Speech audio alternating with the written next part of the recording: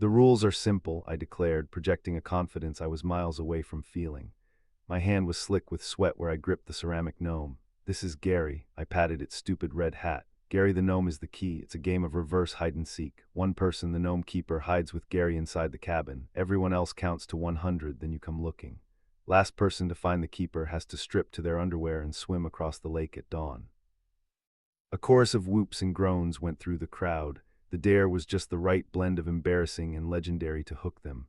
Liam puffed out his chest, already sizing up the competition. Maya just shook her head, a reluctant smile playing on her lips. They were buying it. And the most important rule, I added, my voice hardening slightly, once the hunt begins, the cabin doors are locked. No one in, no one out until the keeper is found. It's to stop cheaters. And who died and made you queen of the party? Kael drawled, stepping forward. The firelight carved shadows under his cheekbones, making him look predatory, but his eyes were not on me. They were scanning the darkness at the edge of the woods. He was playing his part, but he was listening. I snapped back, meeting his gaze. Scared you'll be the one taking a polar plunge, Kael. A slow, dangerous smile spread across his face. It was the one he used when he was about to win something. In your dreams, Elara, fine, we play your weird little game. He turned to the others. You heard her, everybody inside to count. Loser gets hypothermia. A cheer went up and the herd began to move, grabbing drinks and blankets as they shuffled toward the cabin. I felt a dizzying wave of relief. It was working. As the last person filed inside, Kael paused at the door, holding it open for me. You're first, he said, his voice a low murmur meant only for me. You made the rules. Fine, I clutched the gnome and slipped past him, deliberately avoiding the heat radiating from his body. Inside, the cabin was a chaotic mess of people shouting numbers. Kael shut the heavy oak door behind us and with a loud, definitive thunk shot the deadbolt home. He then walked over and locked the back door, his movements economical and precise. My ridiculous farce had given him the perfect excuse. 98, 99, 100, ready or not, here we come. The group scattered, their footsteps thundering through the large cabin as they began their search. I had to hide and fast. I ducked into the pantry, a narrow, dark space that smelled of spices and cedar.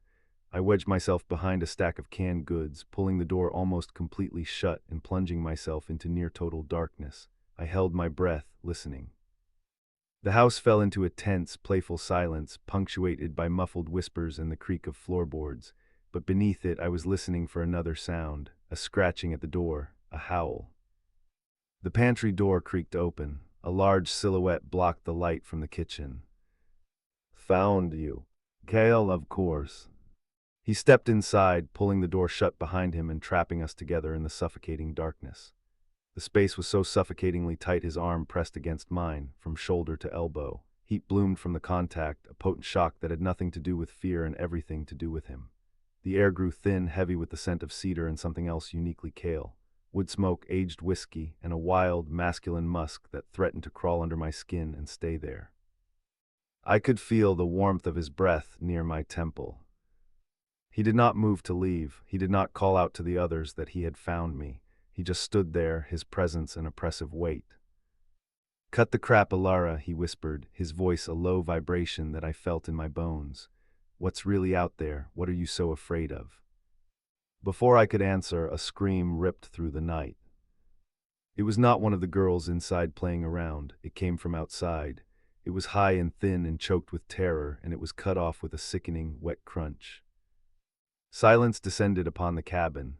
The playful mood vanished, instantly replaced by a cold, primal fear. Everyone froze. Then a sound from the front of the house, a low, violent scratching against the thick oak of the door. It was followed by a guttural, chest-rattling snarl that vibrated through the floorboards, a sound that had never come from a human throat. Want to keep the flame ignited without having to wait for the next part? You can find the full, tantalizing tale on our main page. See the link in the description.